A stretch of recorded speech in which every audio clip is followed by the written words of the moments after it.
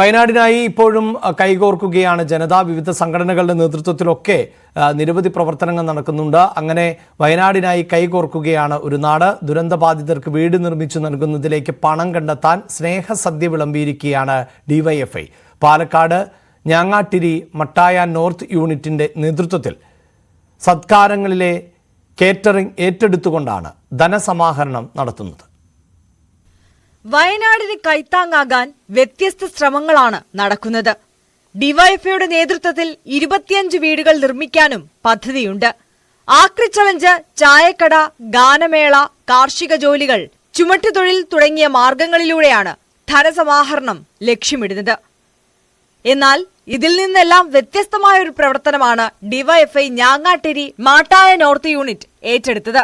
വിവാഹം പോലെയുള്ള വലിയ സത്കാരങ്ങളിൽ ഭക്ഷണം വിളമ്പി ലഭിക്കുന്ന വേതനം വയനാട് ദുരിതാശ്വാസ പ്രവർത്തനങ്ങൾക്ക് വിനിയോഗിക്കും.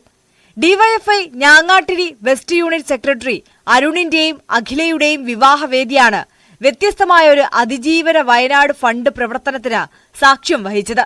റീബിൽഡ് വയനാട് എന്ന ഡിവൈഎഫ്ഐയുടെ മുദ്രാവാക്യം ഉയർത്തിക്കൊണ്ട് ഡിവൈഎഫ്ഐ മാട്ടായ നോർത്തിന്റെ യൂണിറ്റിന്റെ നേതൃത്വത്തിലാണ് നിലവിൽ ഇപ്പോൾ ഈ തരത്തിലുള്ള ഒരു കാറ്ററിംഗ് സർവീസ് ഏറ്റെടുത്തിട്ടുള്ളത്.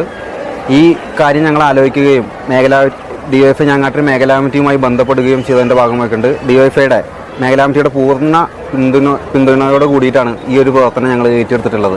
വളണ്ടിയർമാരായിട്ട് നിലവിൽ 25ഓളം സഖാക്കൾ ഇതിൻ്റെ ഭാഗമായിട്ട് വന്നിട്ടുണ്ട്. കൂടാതെ മറ്റ് പുരോഗമന പ്രസ്ഥാനത്തിൻ്റെ സഖാക്കളും എല്ലാവരും ഈ ഒരു പ്രവർത്തനത്തിൻ്റെ ഉദ്ദേശ ലക്ഷ്യത്തോട് മനസ്സിലാക്കിക്കൊണ്ട് തന്നെ എല്ലാവരും പൂർണ്ണ പിന്തുണയായിട്ട് ഈ ഒരു പ്രവർത്തനത്തിൻ്റെ ഭാഗമായിട്ട് സജീവമായിട്ടുണ്ട് എന്നുള്ളതാണ് ഇതിൻ്റെ ഭാഗമായിക്കൊണ്ട് പറയാനുള്ളത്.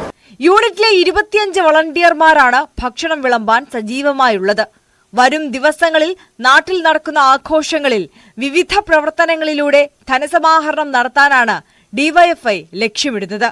നിലവിൽ മേഖലാ കമ്മിറ്റികളുടെ നേതൃത്വത്തിൽ നടത്തുന്ന അതിജീവനത്തിന്റെ ചായക്കടയ്ക്ക് വലിയ ജനപിന്തുണ ലഭിക്കുന്നുണ്ട്. ന്യൂസ് 18 വയനാട്.